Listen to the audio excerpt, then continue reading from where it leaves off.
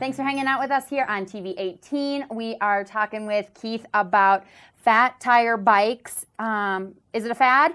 No. At first, you look at it and you see these strange bikes, you guys out riding in the winter and that type of thing, and you're thinking, what are they, nuts? Yeah. So I think that. You think it's a fad, but you look at it, you get out there and you wear a lot like you'd wear cross-country skiing, that type of thing. You're burning some calories, you're working. Yeah. You really don't get that cold. Right. Okay. But at first you think it's a fad. And when it first came out, they were custom builders.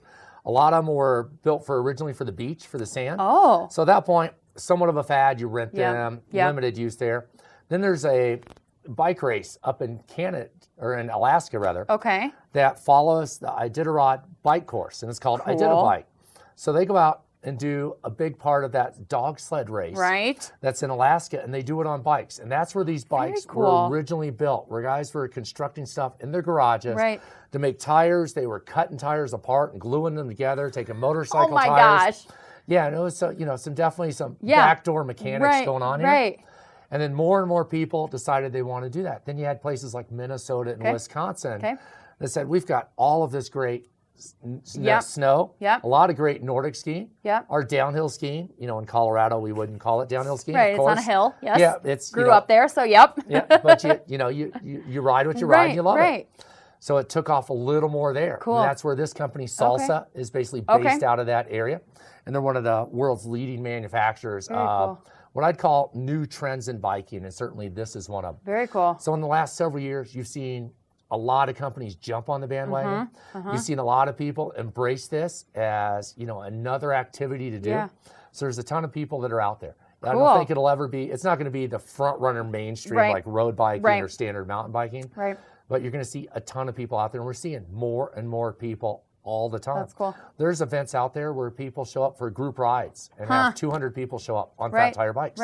That's crazy. So it's here to stay, and it's only going to grow. Cool. And it's going to be exponential. We're in the process right now of developing plans for the next couple of years on how do we address fat tire bike use. How do we address the guy who wants to ride the super skinny trail that's really hard to ride, that they call riding the beam, to where you're on something that's 8 inches or a foot wide for compaction. If you get off of that, you're falling over and you fall in the snow.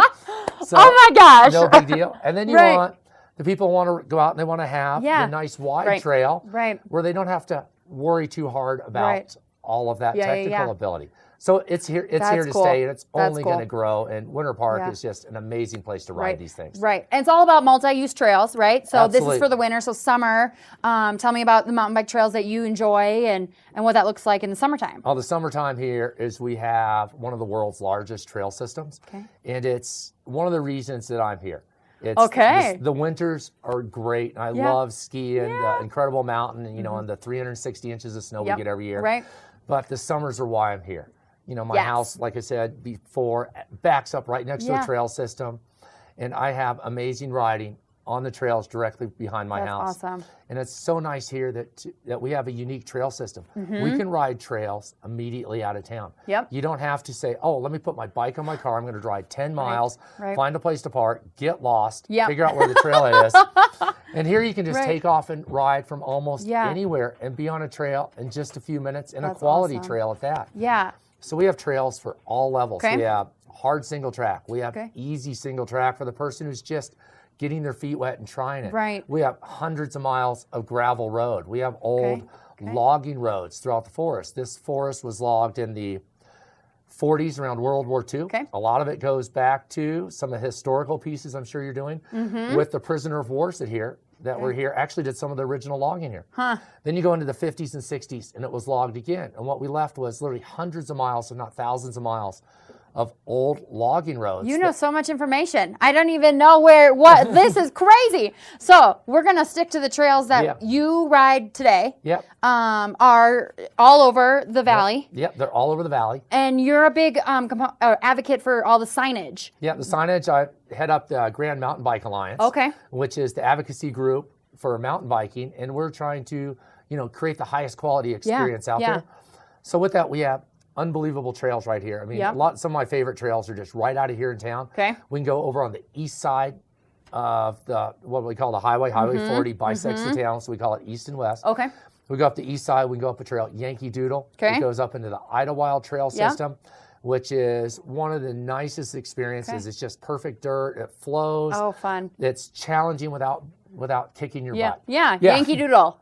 Okay. Yankee Doodle. Then we can go on the west side of town, and we can go up trails like Sundog and WTB and Sunset Pink, and end up on trails like D4 and Blue Sky and Twin Bridges and all kinds of other stuff. And you can go forever on these. Yes, you can, apparently. And there's so much to know and to learn about all these trails, and we have so many. Yeah, that's amazing. There's a wealth of information. The Chamber of Commerce on their Mountain Bike Capital USA website has unreal information and maps, and then you can tie a lot of the stuff into Google Earth and see what's out there. Okay, hold that thought. We're going to come back and talk about that more, but we're going to take a quick break. 600 miles, 2 resorts here in the valley to downhill mountain bike. You can check out a bunch of information. We're going to talk a little bit more about it with Keith when we come back.